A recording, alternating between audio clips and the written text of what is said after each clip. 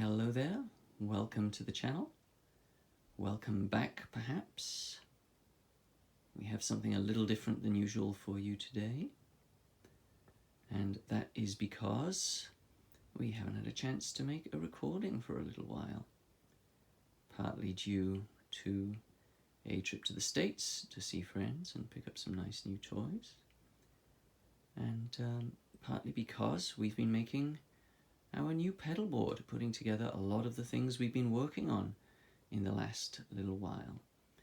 And that is what we will be showing you today. It is a little bit of a time-buying tactic because we do like to pack as much music into this channel as we can, but this will also be useful too and interesting, hopefully. We have a lovely sunny afternoon here in Tokyo, in the tatami room. And what I'm going to start off with is showing you this image here of a little bit of work that we did on the pedal board.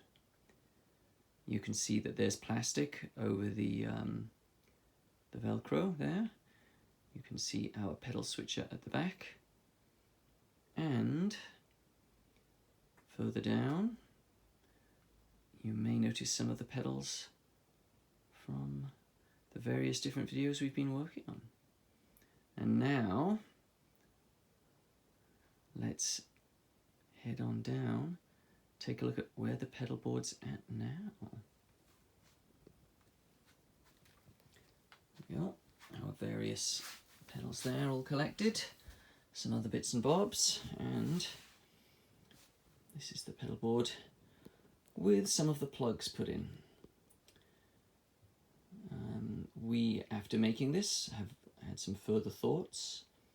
I'll run you through the pedal setup as it's done here, and then I'll talk about where we plan to go next. So the basic core area is over here, and you will probably recognize the things that we've been working on for the fuzz sounds of the clarinet. We have our two Jackson Audio modular fuzzes back there. Right at the top left, in a separate channel, we've got our compression, and we do plan to do some experiments with compression. We want to know whether it is best going before the clarinet goes into the fuzz, after the fuzz, or at the end of the whole thing. And it could be a combination of those. So that is an experiment that we plan to do at some point. But the main reason we're looking here at the moment is that you can see the pedal switcher, our good old EFX MKV, goes into our signal blender there, and you can see the blue channel on the left goes into the Dream Machine, then the fuzz, and then back.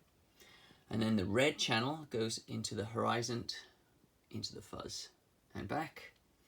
And then the whole thing goes through our noise gate and back into one of the channels of the MKV.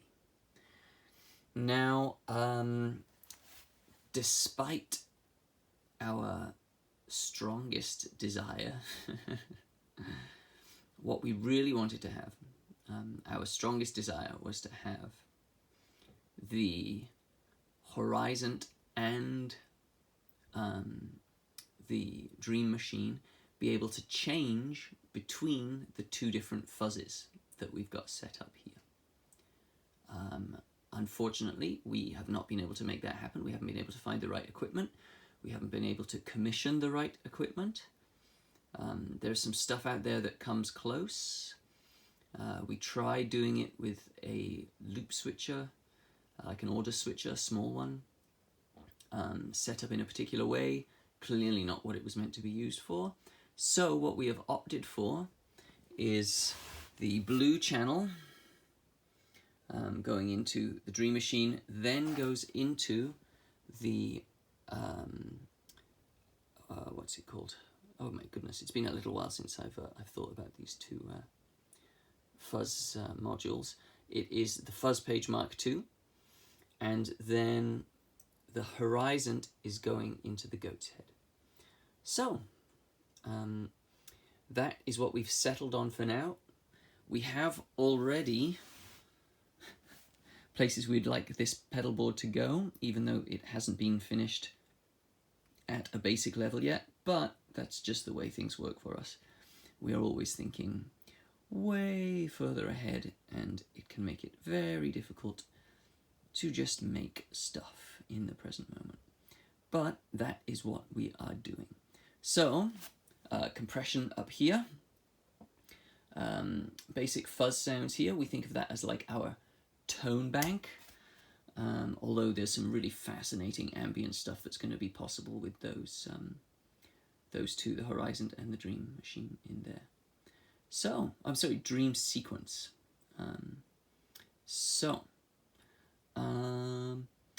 What's next? Well, the other thing that we're considering, like the main part of this, the other approach that we want to take, is over here.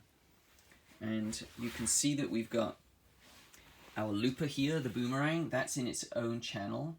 The superego is what I'm talking about here. And the superego is, as you probably know, a freeze pedal. The Superego Plus has got some really awesome features, including a filter that we've been finding very useful to use with fuzz. We had so much fun putting the Superego into the fender bender that we decided that we would keep the fender blender rather than selling it on. It's a weird, unpredictable machine, and we love it. We think the way that we've started thinking about this is it's an improviser's pedal, which is another thing we'll get back. We'll be getting back to in a little while, is improviser's pedals. So we have the Superego going into the fender blender, and that is our other big concept here, which is relating to our like Sustain Envy series of videos, and wanting to be able to produce some of the effects that we hear in like drone doom and ambient doom, and ambient music generally, quite honestly. So that's 3 channels explained. What you can see here is we've got a reverb, which we generally think of going at the end. We've got our Night Sky, which we've been using very much as a pad reverb, with some lovely drive in there as well. The good old float, which we realized was just essential because of the attack of the contrabass clarinet, and wanting to have the ability, not always use it, but have the ability to soften the attack. We will be coming back to the float in a minute. Then we found that, just seems it fitted so nicely in there, we've got the good old polychrome flanger in there, that we're not set on having here or even on the board, but it fitted nicely. So, and then the Grand Canyon, which has a huge selection of interesting delays, and also when you set it up certain ways, you can actually use some of the delays as other things. So for example, like they have a delay which has a reverb, so each delay has its own reverb on it, but if you set it to 0 delays, essentially what you get, or I guess it would only be 1 delay, what you get is essentially a reverb. There's also like a fade in reverb. There is some tape crushing, all of which can be used as effects as well as delay. And the great thing here also is that it has a looper, which is perfect for the Frippertronics kind of style stuff, which we have explored a little bit in some of our earlier videos. I'm trying to remember what we called it, but it's not coming back to me right away. But that idea is something we still want to explore more of, and using that in conjunction with some of the fuzz. It's all sounding very exciting to us.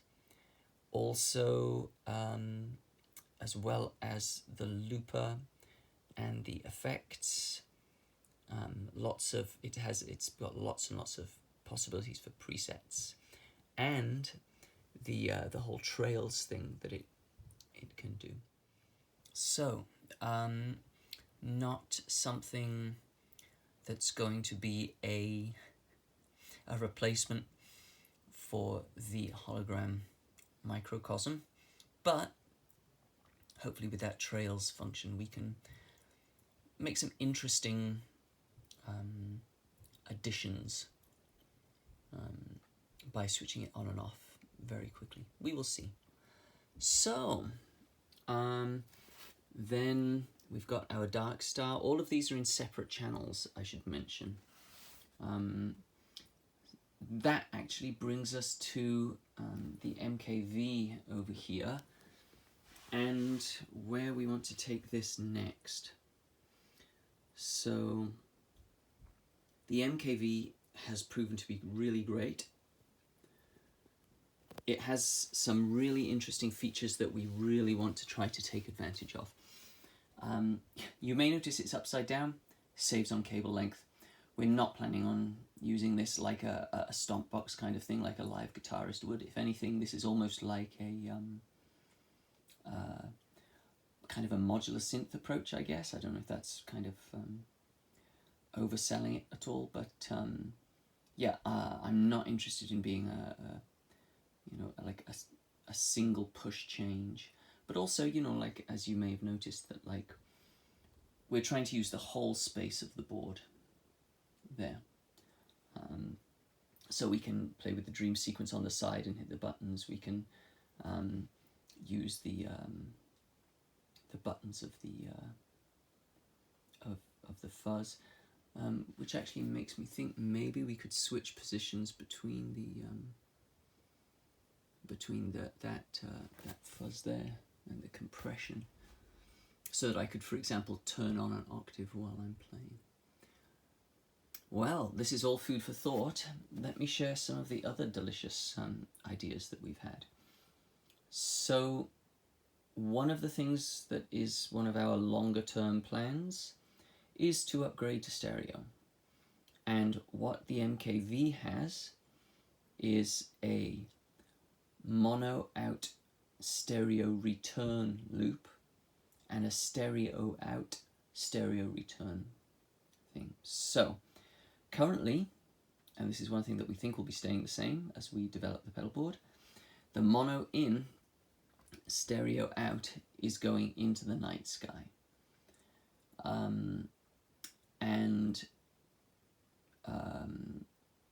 The plan is for that to be where the signal gets split, and then we would run it into a different reverb.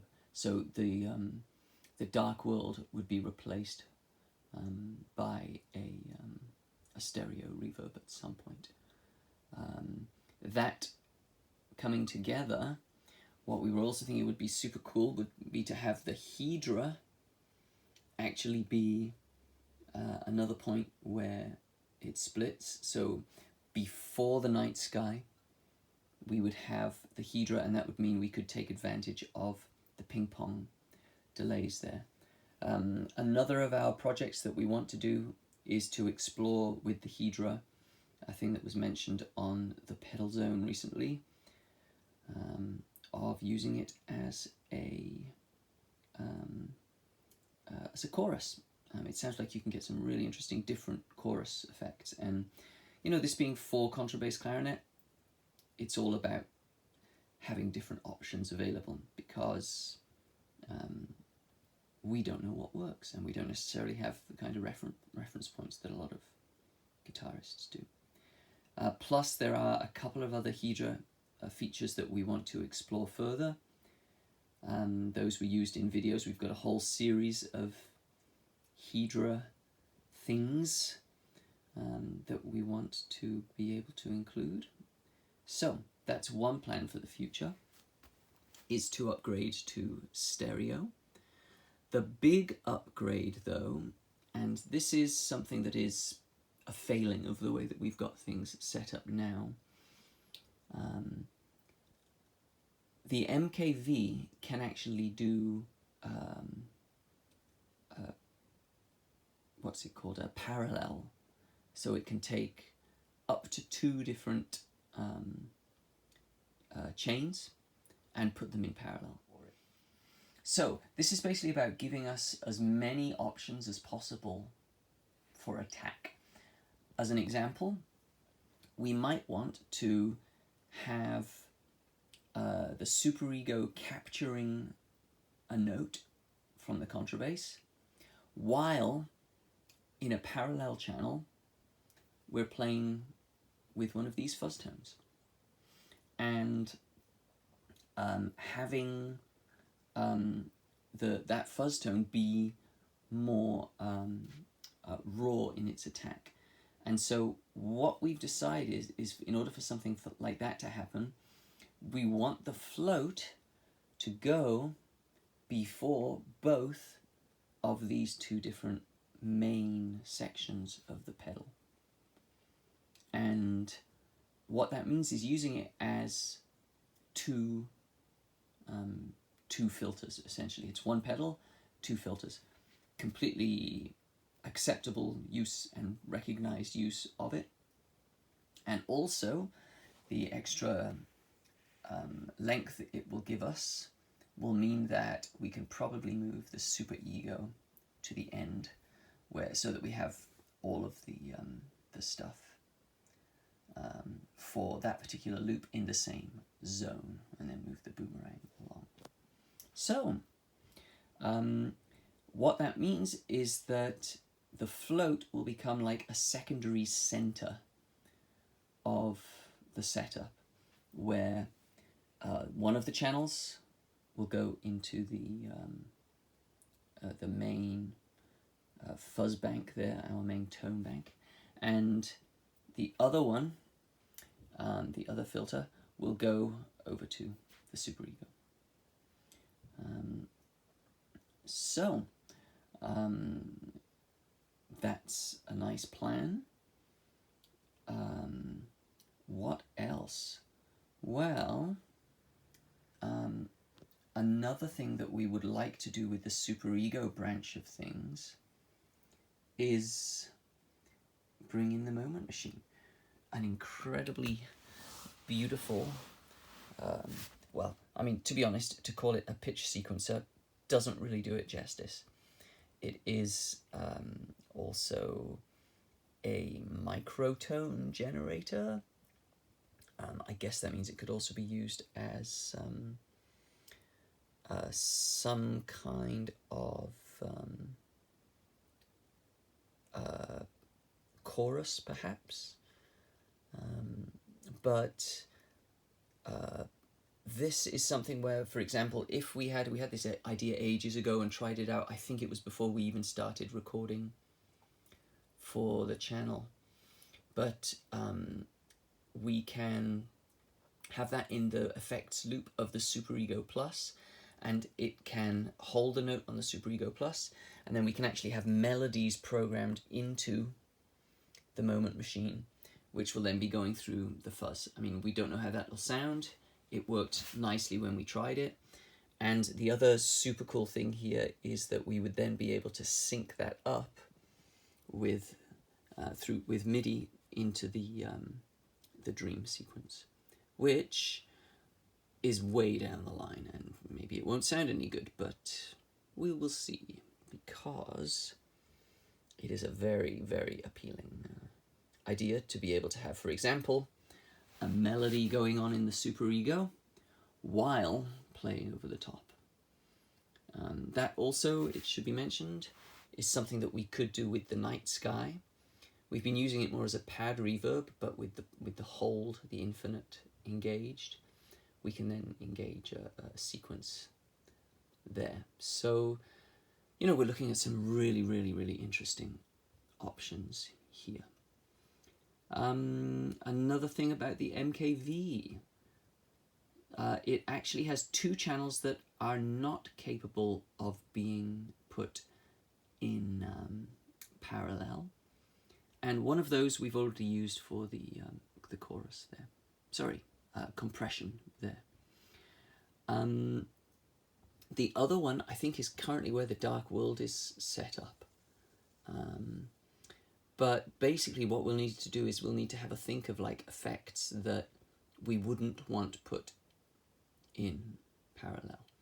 And I think this is more things that would be like tone effectors or delays, like the Grand Canyon.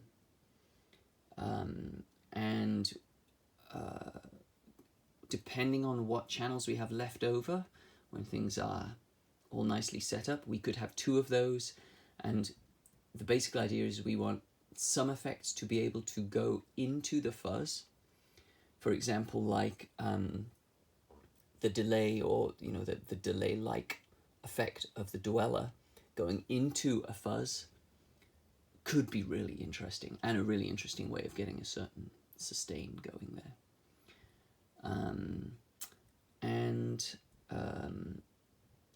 We might want that before, we might want that after. So if we're left with two channels, we might have to make a choice of which pedals we would want together in those two channels. For example, maybe we would want the Space Bender before the dweller, and then in another one like a pitch, like a hedro or something like that. Anyway, that's for future us to think about.